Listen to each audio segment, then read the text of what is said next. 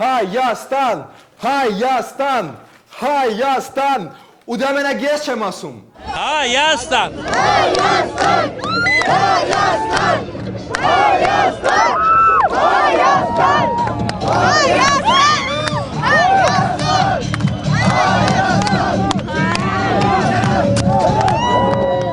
Այո, Հայաստանի ֆուտբոլի հավաքականը 4 ջախջախիչ գնդակներով տեղը դրեց մակեդոնական բազմադարյա պորտը։ 4 անգամ մի գիշերվա ընթացքում։ Уже упасть, правда? Футбол уже, как говорится,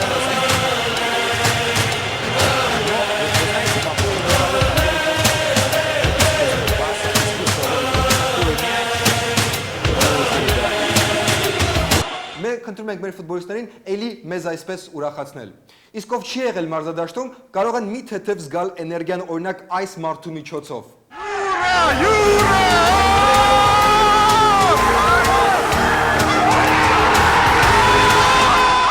Այդ գիշեր նաև բացահայտվեց, թե ինչ է լինում անզուսպ ուրախության եւ Mercedes ունենալու արդյունքում։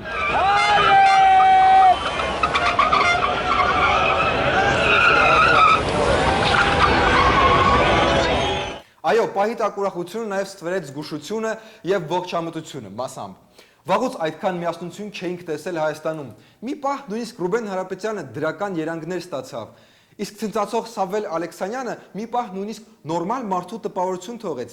Մի մարդու, որը չի կեղծում մանկական ծնունդը եւ օղին եւ ոչնչացնում Հայաստանի տնտեսությունը մենաշնորհով։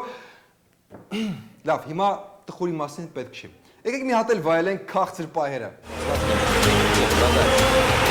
А это гол, и он должен быть защитным, правда? Там в положении последнего офсайда находился игрок сборной Армении. Он демонстративно убегал из штрафной... Նախագահը մի տեսակ հեքիաթային ուրախության նշաններ ցուցաբերեց։ Գուցե նա էլ պահի տակ մոռացավ, որ ապրում է ավտորիտար երկրում, որտեղ մաքսային եւ հարկային ծառայությունները հաշմանդամացնում են ցանկացած նոր բիզնես։ Չի ստացվում մենակ լավի մասին խոսալ։ Չնայած Հայաստանի Մակեդոնիայի վրա, Մակեդոնիայի շուրջ դեպի Մակեդոնիա հաղթանակից հետո անցել է արդեն 4 օր, Վազգենն ու Գոքորը շարունակում են տոնել։ Մեր ռեպորտաժը Երևանի փողոցներից։ Հայաստան! Հայաստան! Հայաստան!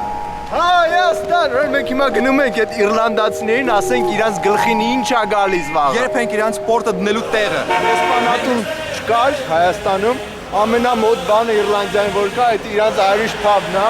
Դրա համար մենք գնում ենք Հայաստան! Հայաստան! Հայաստան! Հայաստան! Հայաստան! Հայաստան! Ախտեք, դեժո!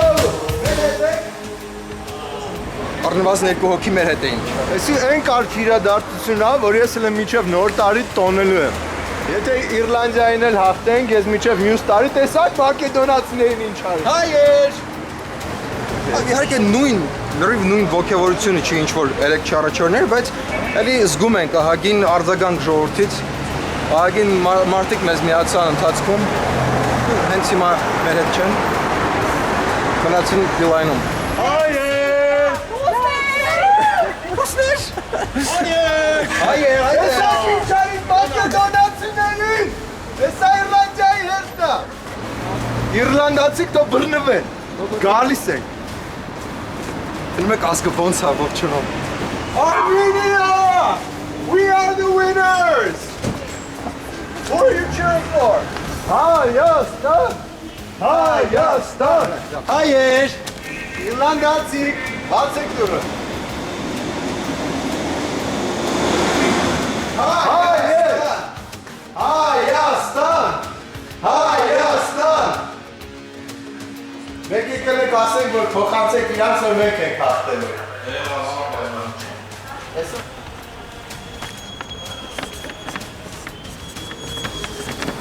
Հա, այս մեսիջը ուզում ենք թողենք Իռլանդիային, թող իմանան, որտեղ իրանց այս մի թքա դրոշը ցույց կտան, այնտեղ մեր Եկա երագույնը։ Ռոշի վրա։ Հայեցի լինի ավելի։ Ես նույն մեր մեսեջը տեղ կհասնի։ Եթե դեռ չի ասել իհարկե։ Մեր հայրենի ազատական Հայաստան։ Բարև։ Ձեր իռլանդացիներ մնում են, Արմ իռլանդացիներ կամ հին մակեդոնացիներ։ Okay։ Եթե անկար զգան փոխանցեք, որ մենք ենք հաղթելու բառը 10-0։ Okay։ Հայեր։ Ոնց ենք հաղթելու բառը։ Ջախջախի չաստանակով 10-0։ Տեսնում եք, տարբեր մասնագիտությունների մարդիկ էլի համաձայն են։ Հայեր։ Հաղթելու ենք։ Չենք անում։ Էսի չէ, օմբուդսմենն է։ Հա։ Ինչ ասում ես մտանք օմբուդսմենի մոտ։ Չնայած քանի մարդ օգնել միջև հիմա։ Հա, չէ, ինքը դժվար։ Հա, գնանք այլոց Beatles Club։ Հա։ Վախեցել են։ Վախեցել են մտել։ Մկան ծակը փողով է մագա։ Հայեր։ Քանի որ պարզեցինք, որ որոշակի կապ կար Իռլանդիայի ու Beatles-ի մեջ, որոշեցինք ազատվել Beatles-ի մասին հիշեցնող ամեն ինչից։ Վերջին կապը իմ ու Իռլանդիայի միջև ես խզում եմ այս պլակատը Հերմինեին նվիրելով։ Հերմինե ջան, սա քեզ։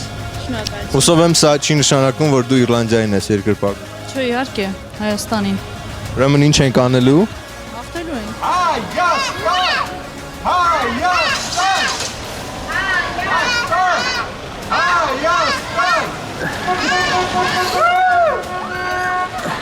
Հայաստան! Ուզեի նայել ինչ հարմար բույս ունեք Հայաստան Իռլանդիա խաղի համար։ Բույս? Հա, կամ բուկետ։ Ինչ ռազմա հայրենասիրական բույս ունեք խաղի համար։ Բարևես։ Իռլանդիայի հետ ինչ-որ կապ ունեք։ Հաստատ։ Okay։ Ուրեմն Հայաստան Թայլանդ խաղի մոտ ունենք։ Դեմիասին։ Հայեր։ մի տեսակ քեզ կոնտեքստից դուրս չես զգում։ Չեմ գա։ Դες պարսը ոնց որ Ես մասը ոնց Իռլանդիային ենք բալեցանում։ ոնց որ մարդիկ մի տեսակ զարմանան, որ մի քանի հայ իրանց թմին ոգեշնչի։ Վաղը իսկ շատերի համար երևի հենց հիմա տեղի ունենում Հայաստան-Իռլանդիա խաղը։ Ու չնայած շատ մարդկանց համար հիմա կոնտեքստից դուրս ենք, բայց ինձ թվում է ավելի գլոբալ հաշվով ամենաշատ կոնտեքստի մեջ ենք մենք ու այս մեքենան այսօր։ Իդեպ շատերը կարծում են, որ մենք հաղթել ենք Մակեդոնիային, բայց իրականում մենք հաղթել ենք նախկին հարավսլավական Մակեդոնիայի հանրապետությանը։ Իդեպ նախկին սովետականի մասին։ Ռուսաստանի հիմնական նախագահ Վլադիմիր Պուտինը անցած շաբաթ հրապարակեց մի հոդված, որտեղ գրում է մի նոր երկիր ստեղծելու մասին, որտեղ կմիանան նախկին ԽՍՀՄ երկրները, որտեղ կլինի մեկ տնտեսական կրթական մշակութային դաշտ, որտեղ մարդիկ կապրեն երջանիկ եւ կսիրեն Ռուսաստանը, եւ որը ոչ մի կապ չեր ունենա նախկին Սովետի հետ։ Այդ մի պահը ամբողջ հոդվածում անընդհատ շեշտվում էր. նոր կառույցը ԽՍՀՄ չի լինելու։ Ինչ նկատի ուներ նա։ Քաղաքացիների համար միգրացիոն, սահմանային եւ այլ խոչընդոտների վերացումը կնշանակի հնարավորություն ընտրելու, թե որտեղ նրանք կապրեն, կսովորեն եւ կաշխատեն։ Իդեպ ԽՍՀՄ-ում իր գրանցման համակարգով նման ազատություն չի եղել։ Այսինքն Սովետի նման չի լինի, որտեղ ավելի խորը միություն կլինի։ Լավ, ինչ, մենք սպասենք։ Առայժմ այնտեղ կլինի Ռուսաստան, Բելարուս, Ղազախստանը, բայց գուցե մարդես ապագայում նաեւ Հայաստանին հրավեր ուղարկեն։ Անցած շաբաթ ընդդիմությունը ավարտեց իր անժամկետ 1 շաբաթվա նստածույցը։ Հիշեցնենք, որ առաջին նախագահը իշխանությունների առաջ դրել էր 8 պահանջ։ Արտահերթ ընտրություններից մինչև Երևանի ճարտարապետական տեսքի բարելավում։ Այո, իշխանությունները չկատարեցին ոչ մի պահանջ, բայց ՀԱԿ-ը իրեն ամեն դեպքում հաղթող հայտարարեց, որովհետև իշխանությունը կատարեց գաղտնի 9-րդ պահանջը։ Այս երկարատև միջոցառման ամենակարևոր նվաճումը դարձավ երկրում հաստատված վախի մթնոլորտի հաղթահարումը եւ ավազակապետության ամենակարողության մասին հյուսված առասպելի սնանկության բացահայտումը։ ՀԱԿ-ի բանաձևում նաև նշվում է որպես նվաճում այն, որ իշխանությունները չցրեցին նստածույցը։ Այսինքն 8 օրվա նստածույցի նվաճումը 8 օրվա նստածույց անելն էր։ Իսկ հետագա քայլերի մասին կիմանանք հոկտեմբերի 28-ի պոստսկրիպտումային հանրահավաքում։ Իսկ այժմ հիմնական փոփոխությունը։ ՀԱԿ-ը արտահերտ ընտրությունների պահանջից վերադարձավ իր հին եւ ամենաարդյունավետ պահանջին։ Այսօրվանից մեր գլխավոր հիմնական միակ լոզունգը լինելու է Սերժ Սարգսյանի անհապաղ հրաժարականը։ Իսկ ինչ վերաբերում է երկխոսությանը, ապա Լևոն Տեր-Պետրոսյանը արմատականորեն փոխեց իրենց դիրքորոշումը։ Կոալիցիոն պատվիրակությունը այս անգամ արդեն ոչ թե մեր, այլ իր սեփական նախաձեռնությամբ դիմի մեզ, մենք չենք հրաժարվի գոնե քննարկել երկխոսության վերականգնման հնարավորությունը։ Այսինքն Հայաստանի ճակատագիրը կարող է կախված լինել այնպիսի գլոբալ հարցերից, թե օրինակ ով է ում առաջինը մոտենալու։ Շնորհավոր բոլորիս։ Իդեպ ՀԱԿ-ի հանրահավաքը այցելեց նաև Ռաֆի Հովհաննիսյանը, աջակցություն հայտնելու ցուցարարներին։ Սա մեզ բոլորին պատկանող հրապարակն է, երբ որ ես այստեղ հացատուլ էի 15 օր, դա իմ հրապարակը չէ, որ մեզ բոլորին է պատկանում։ Ուստի ես եկել եմ իմ համակարգացների հետ զրուցելու, զորակցելու։ Հիմա Ռաֆին կամ շատ կարճ հիշողություն ունի ու մոռացել է, որ Լևոնը իրեն արհամարեց կես տարի առաջ, երբ Ռաֆին էր հացադուլանում այնտեղ, կամ էլ Ռաֆին ուղղակի նորմալ քաղաքակիրթ մարդ է, որը վատին վատով չի պատասխանում։ Բայց Լևոն Զուրաբյանը ունի իր սեփական բացատրությունը։ Տեսնում եք, թե ինչպես են տարբեր քաղաքական գործիչներ, որ անխնայ քննադատության են ենթարկում Հայ ազգային կոնգրեսին եւ կարծես խզել էին կապերը մեր համաժողովրդական շարժման հետ, սկսել են այցելել Ազատության հրապարակ, զրուցել հավաքվածների հետ, նկարահանվել մեր վրանային ավանի ֆոնին։ Ինչու է կատարվում։ Բանն այն է, որ մեր շուրջօրյա հանրահավաքը լուրջ հաջողություններ է արձանագրել։ Այո, ձեր հաջողությունների տպավորության տակ իհարկե արդեն ճկռել է ողջ քաղաքական դաշտը։ Նույն ճառում Զուրաբյանը չալարեց մի քիչ էլ ցեխ լցնել Ռաֆի Հովհաննիսյանի վրա։ Բոլոր քաղաքական ուժերը մի բան պետք է հասկանան։ Ժողովուրդը ամեն ինչ արձանագրում էր հիշողության մեջ։ Ժողովրդին հնարավոր չէ խաբել PR դիվիդենտներ քաղելու նպատակով Ազատության հրապարակ այցելություններով։ Այս մարդուն իրոք թվում է, որ իր հետ շփվել է մարդկանց քաղաքական դիվիդենտ է բերում։ Մի բան էլ հանրահավաքներից, փակ ճանապարհների հարցը։ Այդ հարցը տրվեց ոստիկանապետին, որը ցրեց բոլոր կասկածները։ Հատուկ ծառայություններ եմ դրել, մարդիկ նստած ծառայություն են կատարում, բայց մեկենա, որ կանգնեցնեն, ուղևորներին իջացնեն կամ հորդորեն, որ չգիտեմ, չի կարելի քաղաք գնալ, միտինգների մասնակցել, այդպիսի փաստ ես չունեմ, այս պահին եւ այսպիսի ցույցում իմ կողմից որևիցե մեկին չի տրվել։ Այսինքն պարոն Սարգսյանը պարզապես պահակակետեր է կանգնեցրել, որոնք հաշվում են մտնող մեքենաները։ Այդքան բան, ու ոչ մեկի չեն խանգարում մտնել ներս։ Իսկ այդ դեպքում ո՞րն է դրանց իմաստը։ Որպես ոստիկանապետ իրավունք ունեմ տիրապետեմ իրադրությանը եւ հասկանամ շարժը մարզերի եւ քաղաքի։ Ես դրա իրավունքն ունեմ, ես իմ ինֆորմացիայի համար, իմ տիրապետելու համար իրադրությանը ես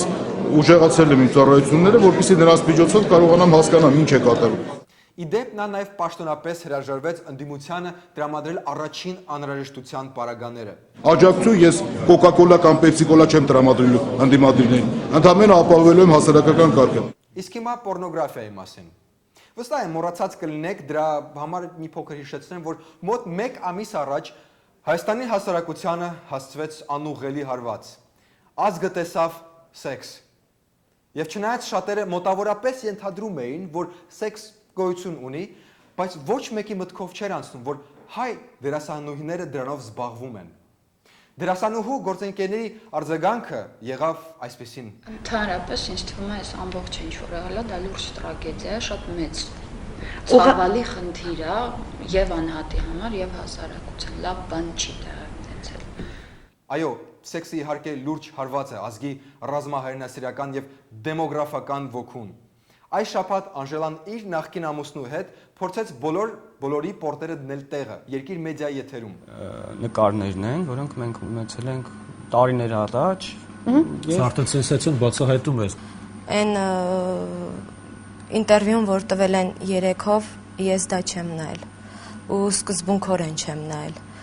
Չէի ուզում ոչ չարանալ աղջիկների հանդեպ, ոչ էլ դառը արմատ թողել սրտումս։ Մկրտությունը սարաքելական եկեղեցու է։ Այս թեմայի մասին ավելի մանրամասն կխոսա Նարեկը հաջորդ հաղորդման ընթացքում, իսկ հիմա հաղորդման հյուրը։ Իսկ մեր այսօրվա հյուրն է լեգենդար ֆուտբոլային մեկնաբան Սուրեն Բաղդասարյանը, ում հետ կզրուցենք ֆուտբոլի մասին։ Բարև ձեզ։ Բարև ձեզ Սերգեյ, ձեզ հետ իրոք Սուրեն Բաղդասարյանն է, ողջունում եմ ձեր հաղորդաշարը, մաղթում եմ, որ կատակներով ռմբակոծեք քաղաքական անհետեթությունները ու երբեք չլսեք Սուլիչի ձայնը։ Շնորհակալություն։ Ես միշտ ուզում եմ ասել, որ ձեր ձայնը ինձ միշտ հիշեցրել է մանկությունս ու ձեր պատճառով բաց թողնված բոլոր մուլտֆիլմները։ Ուրախ եք։ Ես շատ ուրախ եմ, իմ լավ տրամադրություն այսպես մոտենում է երկիզակետին եւ պատրաստվում եմ պայթել, որովհետեւ Պարոն Բաղդասարյան, ինչու այլևս չեք մեկնաբանում ֆուտբոլ։ Դա տխուր պատմություն է, որովհետեւ երբ այրվեցին իմ երկու մեքենաները, վատթարացան մի փոքր հարաբերությունները ղեկավարության հետ, այժմ ես ավելի շատ մեկնաբանում եմ ֆուտբոլը իմ ընտանիքի համար, հարևանների, բարեկամների, այսպես հավաքում ենք, նյութ ենք անում հեռուստացույց ու ես մտնում եմ իմ տարերքի մեջ։ Խաղը դիտեցիք, ինչպես էր խաղը, ոնց եք մեկնաբանում։ Շատ լավ էր, սակայն միանգամից զգացվում էր Քարամյան եղբայրների։ Քարամյան։ Այո, Քարամյան եղբայրների բացակայությունը, թեև խաղը համահունչ էր Արարատ 73-ի լավագույն չափանիշներին, այսինքն թե մազադաշտում գտնվող տեղական դիտորդները, թե միջազգային դիտորդները բոլորը լավ գնահատականներ տվեցին, լավ զեկույցներ պատրաստեցին։ Դիտորդներ, դա ի՞նչ նոր տերմին է, պարոն Բաղդասարյան։ Սերգեյ ջան, գիտես արդեն ֆուտբոլային հանդիպումներ այդքան հաճախ չեն վարում, դիմացնել ընտրություններ են, որոշել եմ քաղաքական մեկնաբան, վերլուծաբան դառնալ։ Շատ հետաքրքիր նախաձեռնություն է։ Իսկ կարող եք փորձի համար մեկնաբանել ՀԱԿ-ի հանրահավաքը։ Ոչ մի խնդրեմ, Սերգեյ ջան։ Ուրեմն ՀԱԿ-ի հավաքականը մտնում է ազատության մարզադաշտ ոչ ամբողջ կազմով։ Թիմի ավագ Տեր-Պետրոսյանը համար առաջինը պնդում է, որ խոչընդոտում են թիմի անդամների մուտքը ազատության հրապարակ։ Ահա ես տեսնում եմ, որ շարունակվում է 8 տարի նրանք պաշտպանում են ազատության մարզադաշտը, այդ ընթացքում նրանք գրոհում է Տեր-Պետրոսյանը, գրոհում է Զուրաբյանը, Փաշինյանը շատ ակտիվ գրոհում է Փաշինյանը, վերջում իհարկե որոշում են փոփոխություններ անել եւ առայժմ չպահանջել արտահերթ ժերեբիով կա, պահանջում են Սերժ Սարգսյանի անհապաղ կարմիր քարտը, անհապաղ կարմիր քարտն են պահանջում։ Իսկ ինչ է մտածում իշխանությունները պասիվ են, սակայն ոչ մի գոլեր կարծես թե չեն բաց թողում, բացի Գալուս Սահակյանի ասուլիսից, որտեղ նա անընդհատ նշում է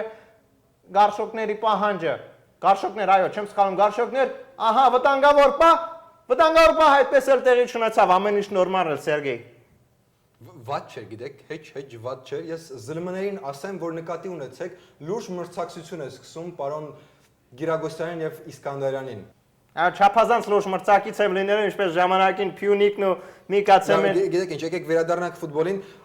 մոտենում է Հայաստան-Իռլանդիա խաղը։ Ով է հաղթելու ձեր կարծիքով։ Անպայման հաղթելու է Հայաստանի հավաքականը, մեր տրաղաներին հաջողություն եմ մաղթում, քանի որ մենք ունենք այդպիսի ֆուտբոլիստներ, ինչպիսին են Ռոման Բերեզովսկին, Հենրիկ Մխիթարյանը, Յուրա Մովսիսյանը, Մարկոս Պիզելին։ Լավ, շնորհակալություն, դուք ոնց որ նորից մտնում եք տարեքի մեջ, շնորհակալություն ենք մաղթում ձեզ, իսկ մեր տղաներին մաղթում ենք ջախջախիչ հաղթանակ Դուբլինում։ Եվ վերջում վիդեո բոցը օբյեկտիվ եւ անկանխակալ լրագրության շարքից։ Սեպտեմբերի 21-ին մեծ աղմուկով եւ ուռա ընկերներ ոգով նշեցինք մեր անկախ երկրի 20-ամյակը։ Oh, that shot, babe, has such teeth, dear.